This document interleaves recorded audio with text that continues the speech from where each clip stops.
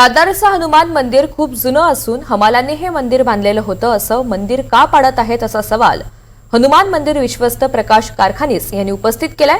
त्यांच्याशी या सगळ्या संदर्भात बातचीत केलेली आहे आमच्या प्रतिनिधी भाग्यश्री प्रधान यांनी। पाहूयात। दादर स्टेशन जवळ असलेलं 80 वर्षांचं जुनं मंदिर हनुमानाचं मंदिर आहे। हे तोडण्याचे नोटीस जी आहे ती रेल्वेकडनं देण्यात आलेली आहे। नेमकं या मंदिर किती वर्ष जुनं आहे, या मंदिराचा इतिहास काय आहे, नेमकी ट्रस्टींची भूमिका काय आहे ते आपण इकडचे जे ट्रस्टी आहेत प्रकाश कारखानीस त्यांच्याशी बातचीत करणार आहोत। सर, नेमकी तुमची भूमिका काय आहे, किती वर्ष जुनं मंदिर आहे, या मंदिराची पूर्वी इतिहास काय आहे? हे मंदिर सुमारे 80 वर्ष जुनं आहे। ह्या इकडे फक्त स्थानिक भक्त येत नाहीत, तर इथे येणारा इथून जाणारा जो जनसमुदाय आहे, कारण इथे किमान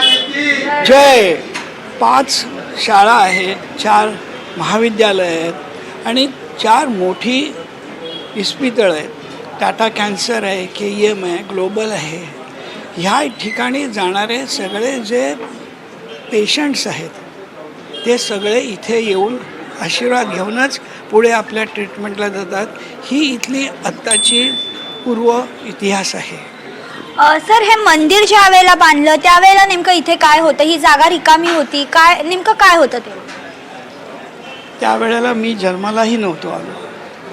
आता इथे कोण असेल लाईव्ह त्याला माहीतही नसेल, पण इथे GIP रेल्वे होती।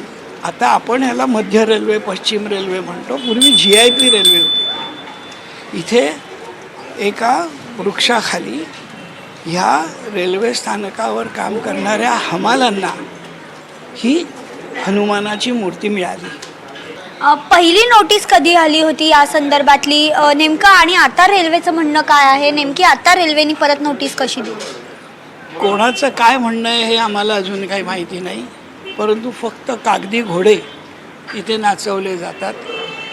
एक साधारण 4 वर्षापूर्वी अशाच प्रकारचा एक कागद आमच्याकडे रेल्वेच्या काही अधिकाऱ्यांनी, रेल्वेचं नाही कुठली तरी प्राधिकरण आहे त्यांनी पाठवला। त्यावेळेसचे तत्कालीन खासदार श्री राहुल शेवाळे, त्यावेळेसचे तत्कालीन नगरसेवक अमेय घोले यांनीसुद्धा त्याचा निषेध केला आणि त्याप्रमाणे तेही नोटीस त्यांनी परत घेतली। तुमची ट्रस्टी म्हणून ह्याच्या पुढची भूमिका काय राहणार आहे? बघा, ही माझी काही खाजगी मालमत्ता नाही, ना माझं हे काही दुकान नाही, ना काही माझी इकडे झोपडी आहे, इथे माझा व्यवसाय नाही। हे आहे हे जनतेचं आहे, हे जनतेचं मंदिर आहे। जनतेने ठरवावं। कायदा कानून हे असले कागदी घोडे आम्हाला काही उडवायचे नाही आहेत, कारण आम्हाला अनुभव हाच आहे की फक्त ह्या पिलरपासून त्या पिलरवर फक्त फेकलं जातं आणि सामान्य माणसाची त्याच्यामध्ये हालअपेष्टा होते।